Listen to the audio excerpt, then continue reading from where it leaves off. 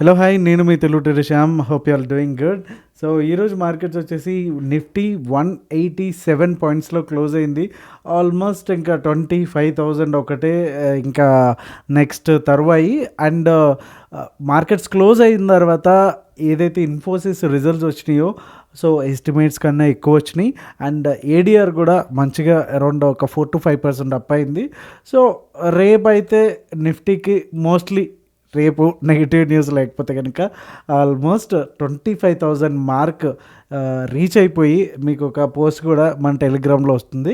Nifty all time high and 25,000 historical mark first time reach అవుతుంది అనేటటువంటి post అయితే మనకి రేపు రాబోతుంది. So wait for that. And bank Nifty చూసుకుంటే 223 పాయింట్స్.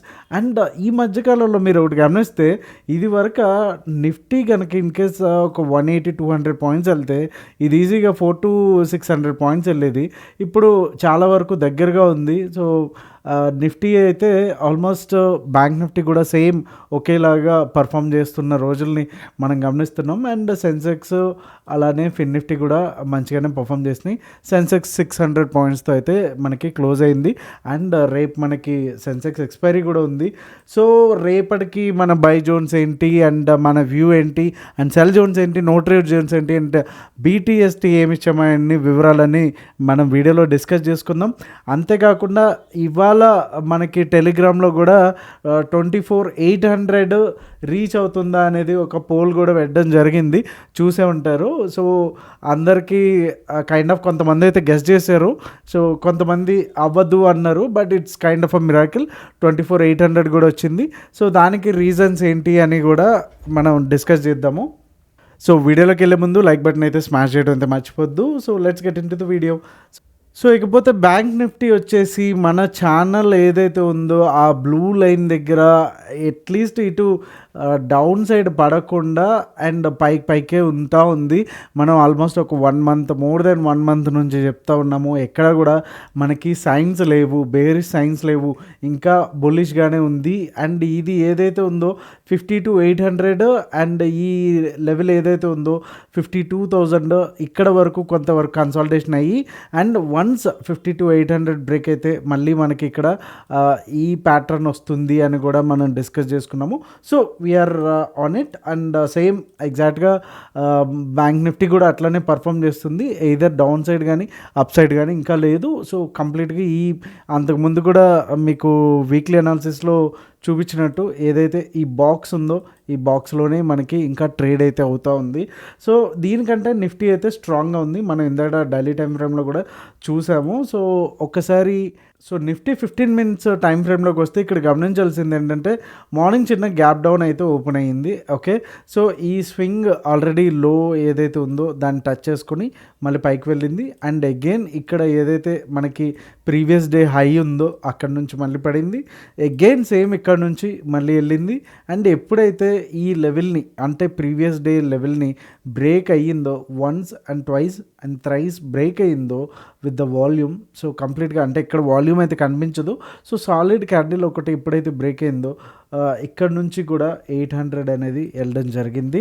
సో ఇది ఆల్రెడీ మనం టెలిగ్రామ్లో ఇచ్చాము. ఎందుకు అంటే కనుక మనకి ఓఏ కూడా మార్నింగ్ నుంచి మీరు గమనిస్తే కన్సిస్టెంట్గా పుట్స్ అనేవి షార్ట్ బిల్డప్ ఎక్కువ అవుతూ ఉన్నాయి. అండ్ షార్ట్ కవరింగ్ ర్యాలీ ఎప్పుడైతే ఈ హై బ్రేక్ అయిందో టూ మచ్గా వచ్చింది. అండ్ 680 నుంచి 840 వరకు కూడా ఆబ్వియస్గా చాలా మంచి మూవ్ అయితే నిఫ్టీలో అయితే వచ్చింది. సో రేపటికైతే కనుక మార్నింగ్ ఆబ్వియస్లీ ఏదైతే ఇన్ఫోసిస్ ఆల్రెడీ హై వెయిటేజ్ ఉన్న stock, one of the high weightage, అదే హై కాదు. సో ఇన్ కేస్ ఒకవేళ మార్నింగ్ డే హై బ్రేక్ అయ్యింది అంటే కనుక ఇంక ఈజీగా 899 వచ్చేసి మనకి ఫస్ట్ టార్గెట్. అండ్ అలానే సెకండ్ టార్గెట్ వచ్చేసి 951, అలానే థర్డ్ టార్గెట్ వచ్చేసి 25,000 మనకి రీచ్ అవ్వడానికి ఛాన్సెస్ అయితే ఉన్నాయి. అండ్ 840-500 అంటే అరౌండ్ 160-170 పాయింట్స్. సో ఇన్ఫీతో పాటు మిగతా స్టాక్స్ కూడా సపోర్ట్ చేస్తే రేపు మనం 25,000 మార్క్ అయితే చూడడానికి ఛాన్సెస్ అయితే ఉంది. ఇంకా ఫైనల్ టార్గెట్, ఎందుకంటే షార్ట్ కవరింగ్ ర్యాలీ రావడానికి చాలా వరకు ఛాన్సెస్ అయితే ఉంటాయి కాబట్టి ఇక్కడ ఒక స్మాల్ బౌన్స్ తీసుకుని ఇంకా స్టిల్ మిగిలి ఉంటే కనుక అక్కడ బ్రేక్ అయ్యి పైకి వెళ్ళడానికి ఛాన్సెస్ ఉంటుంది. In that case 25 2096. Okay. And in case ఒకవేళ గ్యాప్ డౌన్ అవ్వడానికి అయితే అవకాశం అయితే లేదు. ఇన్ కేస్ ఒకవేళ చిన్న బౌన్స్ అయ్యి మళ్ళీ కిందకు వచ్చింది అంటే కనుక ఇదంతా కంప్లీట్గా అవాయిడ్ చేసేయండి. అండ్ నిఫ్టీ ఎక్స్పైరీ అయిపోయింది కాబట్టి ప్రీమియమ్స్ కూడా చాలా ఎక్కువ ఉంటాయి. సో ఈ ఏరియా వచ్చేంత వరకు కూడా పేషెన్స్గా వెయిట్ చేయండి. ఇక్కడ అంతా కూడా కంప్లీట్గా నో ట్రేడ్ జోన్ అనే చెప్పొచ్చు. సో 720 దగ్గర మనకి ట్రిగర్ అయితే కనుక మనకి ఫస్ట్ టార్గెట్ వచ్చి 680, అలానే సెకండ్ టార్గెట్ వచ్చేసి 24,640, అలానే ఫైనల్ టార్గెట్ వచ్చేసి 24,598గా అయితే మనకు కనిపిస్తుంది. ఇంకా still bullish, no sign of bearish. Okay. So నిన్న వీక్లీ అనాలిసిస్ రీసెంట్గా జరిగిన దాంట్లో కూడా క్లియర్గా మంత్లీ, వీక్లీ, డైలీ టైం ఫ్రేమ్లో మనకి క్లియర్ కట్గా హింట్స్ ఇచ్చాయి. సో అలాంటప్పుడు ట్రెండ్కి ఎగెనెస్ట్గా వెళ్ళి మనకు ఉపయోగం లేదు కదా.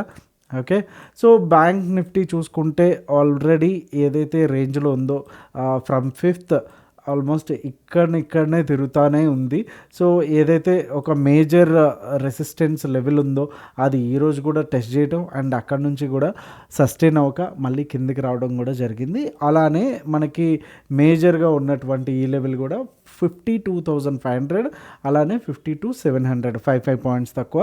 సో ఈ అరౌండ్ ఈ 200 పాయింట్స్ రేంజ్లోనే చాలా వరకు మనకి మేకర్ బ్రేక్ లెవెల్లో చూపిస్తుంది. రేపు ఇన్ కేస్ ఒకవేళ ఇన్ఫోసిస్ ఐటీ కాబట్టి ఇన్ కేస్ ఆ ఎఫెక్ట్, ఆ పాజిటివిటీ కూడా మన బ్యాంక్ నిఫ్టీ మీద పడితే కనుక డెఫినెట్గా 695 కనుక మార్నింగ్ 9:30, 9:40 మధ్యలో క్లోజ్ అయితే మనకి ఫస్ట్ టార్గెట్ వచ్చేసి 52,800, అలానే సెకండ్ టార్గెట్ వచ్చేసి 52,894 అండ్ ఫైనల్ టార్గెట్ వచ్చేసి 52,300, అలానే ఫోర్త్ టార్గెట్ వచ్చేసి 53,105.